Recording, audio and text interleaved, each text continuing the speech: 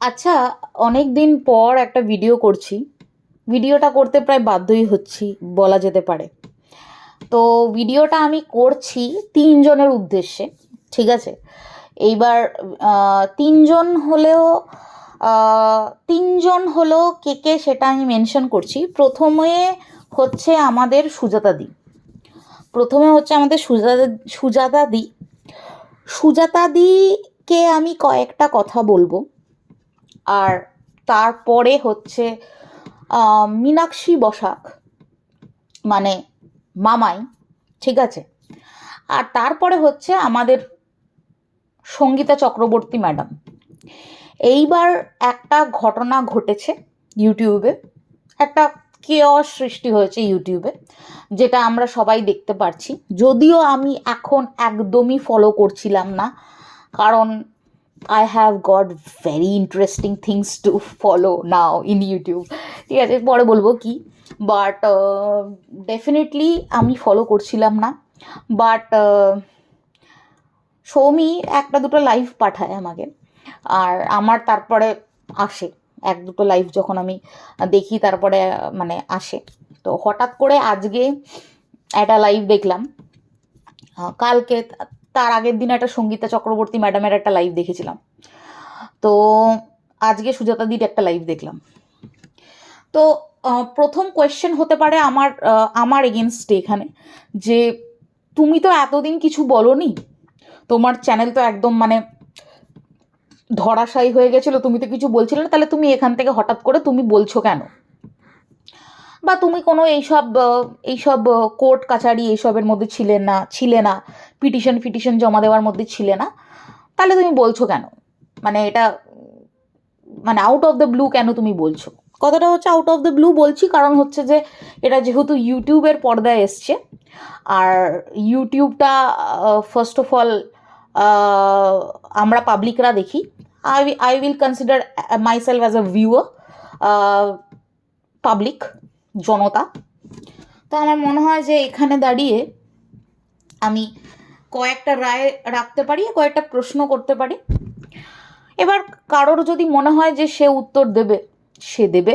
আর যদি মনে হয় যে না, দেওয়ার দরকার নেই, সে দেবে না। Absolutely fine.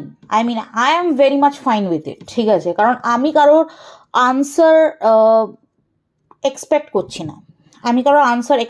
Because I know the whole story. ঠিক আছে? তো তো সেখানে আমি প্রথমে সুজাতাদির কাছে আসি।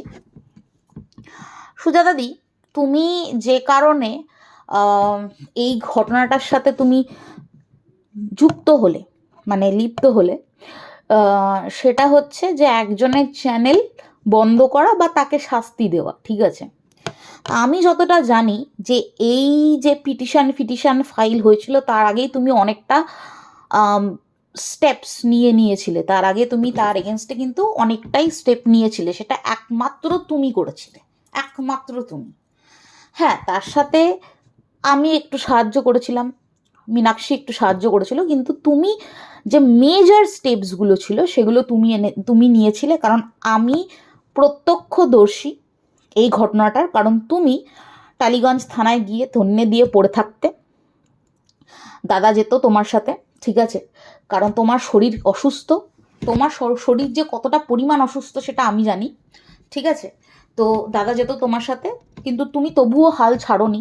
কারণ আমি হয়তো ওখানে থাকলে হয়তো আমি হাল ছেড়ে দিতাম, কারণ I get irritated very very very easily. ঠিক আছে? আমার পোষায় না, মানে কি বলবো, মানে পুরো টাইম ওয়েস্ট মনে হয় এগুলো। কিন্তু তবুও তুমি যে যাচ্ছ, তুমি যে করছো, তুমি যে দিচ্ছ, তোমার এতটা সময় দিচ্ছ, এনার্জি দিচ্ছ, তুমি তোমার উইল পাওয়ারটা ওখানে লাগাচ্ছ ওই ভদ্রলোককে কোনো রকমভাবে শাস্তি দেওয়ার জন্য, যে তুমি এতটা চেষ্টা করেছিলে, সেটা আমি দেখেছি। আর কেউ দেখুক আর না দেখুক, আমি দেখেছি।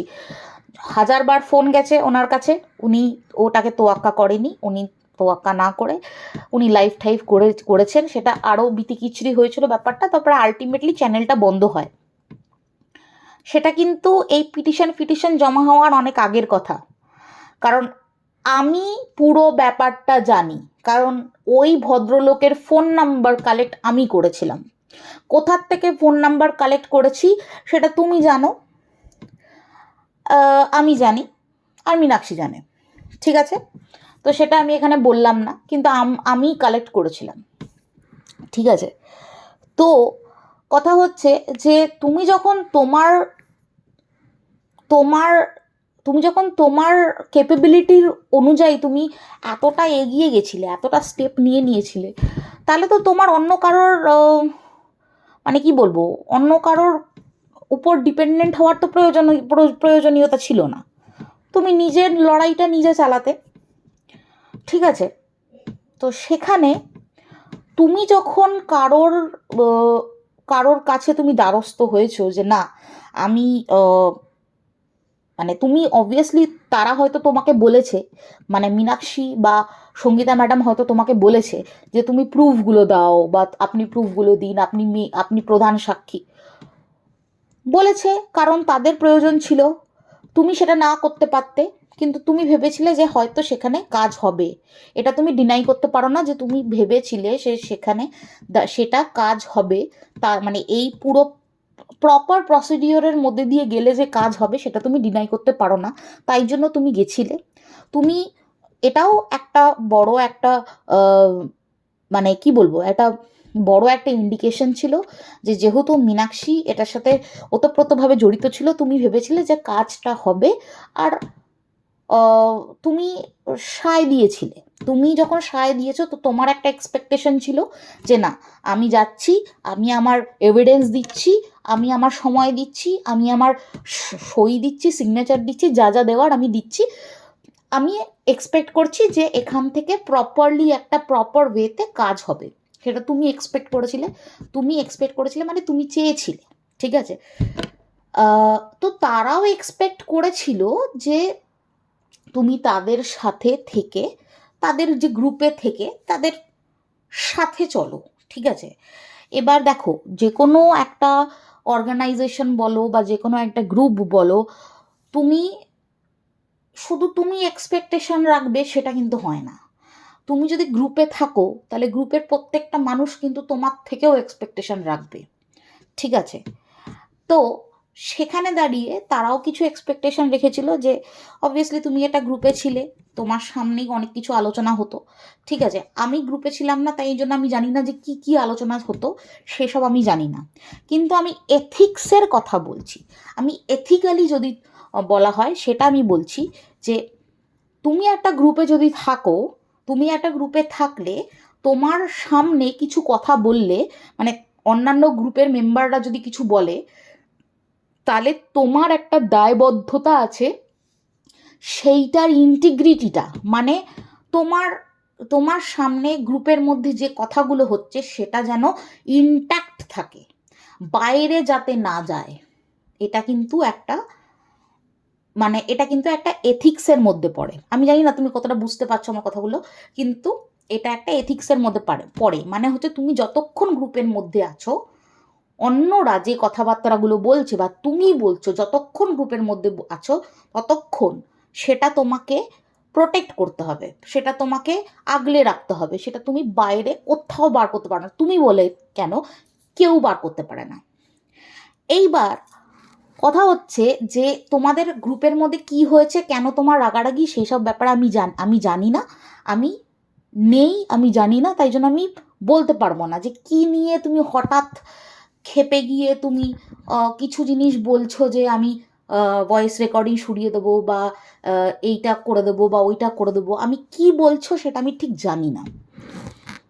তবে যদি কিছু থাকে এরকম যে মানে আমাদের নর্মাল ভিউয়ার্সদেরকে ট্রিগার করতে পারে, তাহলে তুমি শোনাতে পারো, তাহলে তুমি দেখাতে পারো।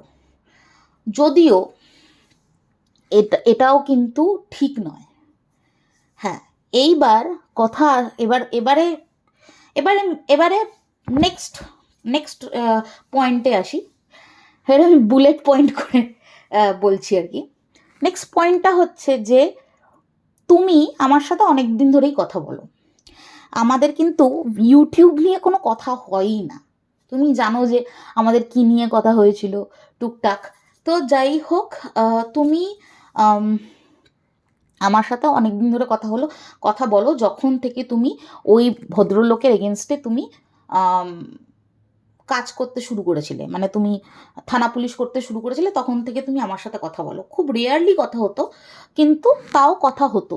কিন্তু আমার মনে আছে যে তুমি এমন একটা মানুষ যে তুমি কিন্তু আমার কাছে, আমি আমার কথা বলতে পারবো, তুমি কিন্তু আমার কাছে কারোর কথা কারোর কথা তুমি বলনি। তোমার সাথে মীনাক্ষীর কথা হতো, তোমার সাথে সুতপার কথা হতো, তোমার সাথে আরও যারা যারা আছে, অভি ফবি, কোনো দিন কারোর সাথে তোমার কথা হয়েছে বলে আমি জানি কি জানি না, আমি জানি না। বাট মানে তোমার সাথে আর কারোর কি কথা হয়েছে, মানে কতক্ষণ কথা হয়েছে, কিভাবে কথা হয়েছে, কেন কথা হয়েছে, কি নিয়ে কথা হয়েছে, সেসব আমি জানি না। বাট আমি জানতাম যে তোমার মীনাক্ষীর সাথে কথা হতো, তোমার সুতপার সাথে কথা হতো, তাদের ব্যাপারে তুমি আমাকে কিছু বলোনি। অ্যাটলিস্ট আমি এইটুকু গ্যারেন্টি তোমাকে দিতে পারি, তোমাকে আর বাকি সবাইকে আমি এইটুকু বলতে পারি যে মীনাক্ষীর সাথে তোমার যা কথা হতো বা সুতপার সাথে যা কথা হতো তুমি সেগুলো আমাকে কোনোদিনও বলোনি। এবার তার দুটো কারণ হতে পারে, আইদার তুমি আমাকে বিশ্বাস করোনি, বা তুমি ওই ধরনের মানুষই নও যে একজন আরেকজনের কথা, তুমি একজনের কথা শুনবে, শুনে আরেকজনকে সেটা বলবে। আমি আশা করি আমারও কোনো কথা মানে কেউ জানে না, মানে আমার সেরকম কোনো কথাই নেই তো, জানা না জানার কোনো ব্যাপারই নেই। আমার খুব ভালোভাবে মনে আছে যে যখন দু একটা চ্যানেল মীনাক্ষীকে খুব বাজেভাবে, মীনাক্ষী আর আমাকে খুব বাজেভাবে বলতো যে সিমেন্ট করে দিয়েছে পেটে, আরও অনেক কিছু যেগুলো বলতো আর কি, মানে মাতৃত্ব থাতৃত্ব নিয়ে যখন কথা টথা বলতো, তখন আমি একবার বলেছিলাম যে এ দেখো না, মানে এই মেয়েটাকে এরমভাবে বলে, আমাকে বলছে তাতে আমার কিছু যায় আসে না, আমার সত্যিই বলছি আমার কিছু যায় আসে না, আমার আমার এগুলো খুব বোগাস লাগে বেসিক্যালি। তো তো আমি আমি বলছি মেয়েটাকে ওইভাবে বলে, ও কিন্তু নিতে পারে না, ও কিন্তু সেন্টিমেন্টাল হয়ে যায়। তো তখন তুমি বলেছিলে দেখো রাজশ্রী, আমি কিন্তু ভগবানে বিশ্বাসী, আমি জানি যে ওকে ভগবান খালি হাতে ফেরাবে না। এই কথাটা তুমি বলেছিলে, এটা কিন্তু আমি আমি প্রত্যক্ষদর্শী ছিলাম, কারণ ফোনে আমি ছিলাম, ঠিক আছে, ফোনে আমি ছিলাম। তো এর থেকে তো আমি এইটুকু বলতে পারি যে তুমি কোনোদিনও আমার মীনাক্ষীর খারাপ চাওনি, আর তুমি কোনোদিনও আমার কথা হয়তো ওকে বলোনি, আর ওর কথা তো আমাকে বলোইনি, সেটা আমি বলতে পারি গ্যারেন্টি সহকারে। এবার দেখো, তোমাকে যে কথাগুলো প্রথমে বললাম সে কথাগুলো আমি প্রচণ্ড পরিমাণে মেনে চলি, যে যে আমি যতক্ষণ একটা গ্রুপের মধ্যে থাকবো ততক্ষণ সেই গ্রুপে যা কথাবার্তা হচ্ছে, কেউ যে কোনো কথাবার্তা বলুক না কেন, যে কি যা ইচ্ছে আলোচনা হোক না কেন, আমি সেটা বাইরে লিক করব না। সেটা আমার মানে কি বলবো, এটা আমার এথিক্সের মধ্যে পড়ে, মরালসের মধ্যে পড়ে। সেটা আমি এটাই বোঝানোর চেষ্টা করছি যে তাহলে আমি ঠিক জিনিসটা বুঝতে পারছি না, তোমার আমার সাথে এক ধরনের র্যাপো ছিল যে তুমি কোনোদিন কারোর কথা আমাকে বলোনি। তো সেখান থেকে আমি বুঝতে পারছি না যে যে কী এমন হয়ে গেল যে যার জন্য তুমি কিন্তু মানে ভিডিও করছো যে আমি বলে দেবো, আমি ফাঁস করে দেবো, আমি ইয়ে করে দেবো, যেটা যেটা মানে যেটা মানে সাধারণ মানুষকে ট্রিগার করতে পারে। যদি তোমার এরকম মনে হয় তাহলে তুমি করতে পারো, যদি আমাদের তোমার মনে হয় যে আমাদের জানা উচিত তাহলে তুমি বলো। কারণ দেখো, এটা এই এই দেশটা তোমার যতটা, ততটাই কিন্তু সঙ্গীতা চক্রবর্তী ম্যাডামের, ততটাই মীনাক্ষী বসাকের, ততটাই রাজশ্রী সরকারের। এই দেশটা ততটাই কিন্তু আর পাঁচটা মানুষের, ঠিক আছে? তো তুমি বলো, হ্যাঁ, কিন্তু তুমি তোমার ওপিনিয়ন হিসেবে বলো। তুমি কোনো এই এইটা শুনিয়ে দেবো, ওইটা শুনিয়ে দেবো এইভাবে বলো না, তুমি তোমার ওপিনিয়ন হিসেবে বলো, ঠিক আছে? বাট এটা ঠিক যে ওয়াইটিটা কোর্ট নয়, এটা ঠিক, কিন্তু ওয়াইটিতে প্রতিদিন কোর্ট বসানোটাও ঠিক নয়, সেটার আমি কোনো যুক্তি খুঁজে পাই না। কিন্তু এইবার আমি আসছি মীনাক্ষীর কাছে। মীনাক্ষী, আজকে যখন সঙ্গীতা চক্রবর্তী ম্যাডামের লাইভে তুমি সঙ্গীতা চক্রবর্তীর পাশে ছিলে, তখন সঙ্গীতা চক্রবর্তী ম্যাডাম যখন সুজাতাদিকে গাঁজাখোর, নেশাখোর, চুল্লুখোর এগুলো বলছিল, তখন আমি অন্য কিছুতে যাব না, আমি শুধু এই একটা পয়েন্ট আমি তুলব। তখন তুমি কেন কিছু বলনি বলো তো? কেন কিছু বলনি? আই মিন, তুমি কি তাহলে সেটাকে সায় দিচ্ছিলে সেটাতে, তাই না? তুমি সেটাতে সায় দিচ্ছিলে, তাহলে তোমার কিছুদিন পুরনো একটা ভিডিওতে তুমি কিন্তু তার এগেনস্টেই, মানে এই কথাগুলোর এগেনস্টেই তুমি লড়েছিলে, আমার যতটা মনে আছে।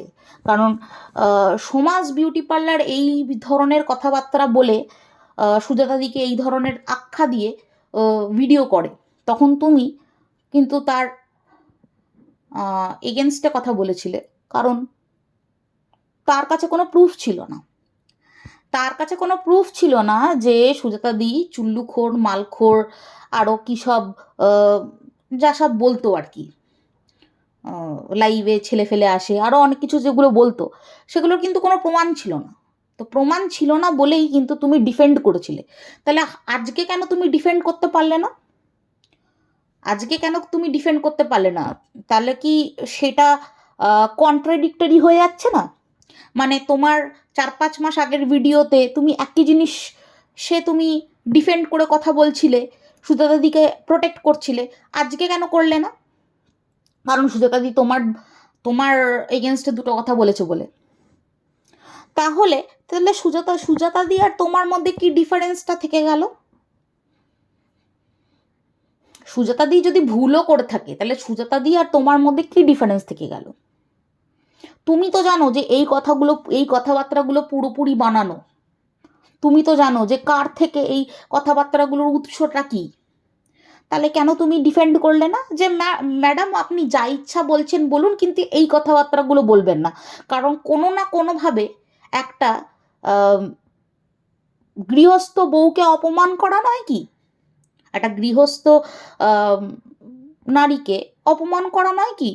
তার একটা সংসার আছে, তার মেয়েদের বিয়ে ঠাওয়া হবে কি হয়ে গেছে, সেখানে তার মাকে বলা হচ্ছে গাঁজাখোর, চুল্লুখোর। তোমার কি মনে হয় না যে এইটা কোনোভাবে সুজাতাদির রেসপেক্টকে, আই মিন সুজাতাদির রেসপেক্টটাকে একদম জলে মিশিয়ে দিল? সুজাতাদি তো তোমার থেকে অনেক কম পড়াশোনা জানে, তাই না? সো সুজাতাদি যদি কিছু ভুল করে, সেটা আমরা চোখে আঙ্গুল দিয়ে দেখাতে পারি, অবভিয়াসলি সেটা তুমি করেছো ঠিকই, কিন্তু আজকে সেই ভিডিওটার জন্য কিন্তু আমি কিছু বলছি না। যেটা তুমি সুজাতাদিকে বুঝিয়েছিলে সেটার জন্য আমি কিন্তু কিছু বলছি না। কিন্তু তুমি আজকে কেন ডিফেন্ড করলে না? কারণ পাশে সঙ্গীতা চক্রবর্তী ম্যাডাম ছিল তাই? মানে এটার তো আমি কোনো লজিক খুঁজে পেলাম না। এবার দেখো, তুমি আমাকে বলতেই পারো যে তুই এত বড় বড় কথা বলছিস, তুই তো একটা পিটিশন জমা দিতে পারিস না, ঠিক আছে? এটার উত্তর আমি দেব না, এটার উত্তর আমি দিতে বাধ্য নই। এবার তুমি যদি বলো যে আমি তোর উত্তর দিতে বাধ্য নই, well, I mean, fair enough, well and good, মানে বলতেই পারো। কিন্তু এই ভিডিওটা আমি করছি আমার নিজের বোঝার বা পাবলিকের বোঝার উদ্দেশ্যে, যে 5 মাস আগে এই কথাগুলোর জন্যই তুমি ডিফেন্ড করে ভিডিও করেছিলে সুজাতাদিকে প্রোটেক্ট করে, because someone was just opposite, someone who was just opposite to you was defaming Sujata Majumdar, and that's why you actually made a video protecting her and against that person. So I am very confused. That why you are not defending her now. এটার কারণটা কি? যে কারণটা হচ্ছে তোমার এগেনস্টে সুজাতা দুটো কথা বলেছে বলে। দেখো, যদি সেরকম হয় তাহলে তুমি সেরকমভাবে বলো। এইবার লাস্টে আমি আসি হচ্ছে ম্যাডামের কাছে, সঙ্গীতা চক্রবর্তী ম্যাডামের কাছে। আমি সুজাতাদিকে খুব ভালোভাবে বোঝালাম একটা জিনিস, যে কোনো গ্রুপে থাকতে গেলে সেটার ইন্টিগ্রিটি মেনটেন করে চলতে হয়। সেটা হয়তো সুজাতাদির স্বল্প বুদ্ধিতে সুজাতাদি বুঝতে পারেনি, বা সুজাতাদি আপনার মতো হয়তো এক্সপার্ট নয়, বা আমার মতো হয়তো বাইরে থেকে চলাফেরা করতে হয় কিভাবে সেগুলো জানে না, বা ডিপ্লোম্যাটিক নয়, ডিপ্লোমেসিটা জানে না। সেটা কি খুব সাধারণ নয়? উনি একজন গৃহবধূ, ঠিক আছে, তবে হ্যাঁ ওনার মধ্যে একটা তেজ আছে, ওনার মধ্যে একটা উইল পাওয়ার আছে, উনি কাউকে ভয় পান না। তবে আপনার মতো এক্সপার্ট নয়, এক্সপিরিয়েন্স নয়, আমার মতো সাবলীল নয়, আমার মতো কি বলবো, ইন্ডিপেন্ডেন্ট নয়, বা আরও 10টা মানুষের মতো নয়। উনি একজন গৃহবধূ। ওনার প্রধান কাজ হচ্ছে সংসার সামাল দেওয়া, স্বামীর সেবা যত্ন করা, মেয়েদেরকে মানুষ করেছেন, ব্যাস। তাহলে আজকে উনি যদি কোনো ভুল করেন, উনি আপনার গ্রুপের ইন্টিগ্রিটি বজায় রাখেনি কোথাও না কোথাও, সেটা আপনি অন্যভাবে বোঝাতেন, ভালোভাবে বোঝাতেন।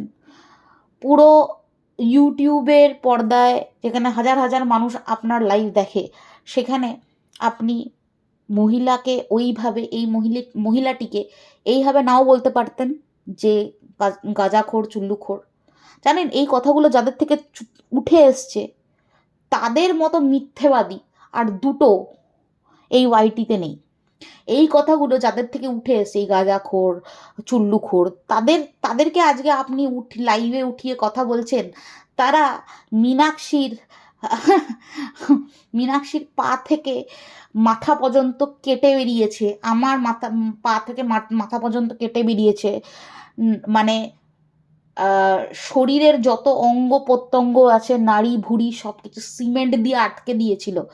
আজকে তাদেরকে লাইভে উঠিয়ে তাদের কথা, কতগুলো মিথ্যে কথা আপনি মানে সেগুলোকে সামনে প্রজেক্ট করে আজকে একটা একটা গৃহবধূ তাকে ডিফেম করছেন। এই জিনিসটা ঠিক বুঝতে পারলাম না ম্যাডাম, ঠিক আছে, এই জিনিসটা বুঝতে পারলাম না। আপনি অনেক অনেক অনেক বেশি এক্সপিরিয়েন্সড, অনেক বেশি বুদ্ধি ধরেন, এইটা না করলেও হতো। কারণ কোথাও না কোথাও আপনি হয়তো তাকে ভালোভাবে বোঝাতে পারতেন, ভালোভাবে কথা বলতে পারতেন, ফোন করে কথা বলতে পারতেন। আমি কেউ নই সাজেশন দেওয়ার, কিন্তু আজকে সুজাতাদি কোনো দিন আমার কথা কোনো দিন কাউকে বলেনি, আর কারোর কথা আমাকে বলেনি। তাই জন্য আমি এই কথাটা তো মানে বিশ্বাস করতে পারলাম না যে উনি গ্রুপের কথা এদিক ওদিক করছেন। হ্যাঁ, উনি জানি না কি হয়েছে আপনাদের মধ্যে, যে উনি হঠাৎ করে বলতে শুরু করলেন যে আমি বলে দেবো, আমি এই করে দেবো, সেই করে দেবো। বাট আমি ঠিক জানি না। কিন্তু কথাটা হচ্ছে যে আজকে একজন গৃহবধূ যার স্বামী রয়েছে, যার সন্তান রয়েছে, সন্তানের স্বামী রয়েছে, ঠিক আছে, সন্তানের শ্বশুরবাড়ি রয়েছে, তার সম্বন্ধে এই দুটো তিনটে কথা না বললেও চলতো। কারণ কোথায় কি ইম্প্যাক্ট পড়ে আজকালকার সমাজে আপনারা জানেন না, ঠিক আছে। যতই আমরা মেয়েরা ইন্ডিপেন্ডেন্ট হই না কেন, আমরা নিজেদের মর্জির মালিক হই না কেন, বিয়ের পরে বিয়ের পরে স্বামী শ্বশুরবাড়ি সব কিছুকেই কিন্তু কৈফিয়ত দিতেই হয়। তো এই জন্য এই ভিডিওটা আমার মনে হলো করাটা খুব দরকার। কারণ সুজাতাদি আজকে যেভাবে কাঁদছিল হাউ হাউ করে, সেটা অ্যাটলিস্ট আমি দেখতে পারলাম না। কারণ ওই মহিলাটাকে আমি চিনি অনেক অনেক, মানে অনেক দিন না হলেও কিছুদিন ধরে চিনি। আর যেই এলিগেশনগুলো লাগানো হচ্ছে ওনার এগেনস্টে, আমার মনে হয় না যে উনি সেগুলো করেছেন। আর সুজাতাদি অসুস্থ, আমার মনে হয় যে ওনাকে আর মেন্টাল প্রেশার না দেওয়াই উচিত। কারণ উনি কিন্তু যথেষ্টই অসুস্থ। উনি 3বার স্ট্রোকের শিকার হয়েছেন। আর প্লিজ আপনি এটা হয়তো খুব ভালোভাবে বুঝবেন যে মানুষের শরীর অসুস্থ থাকলে তার তার পক্ষে অন্য কিছু ভাবা বা চিন্তা করা একটু প্রবলেমই হয়ে যায়। তো আমি বলবো যে যেটা হলো সেটা ভালো হলো না, যাই হোক, এখানেই শেষ করছি।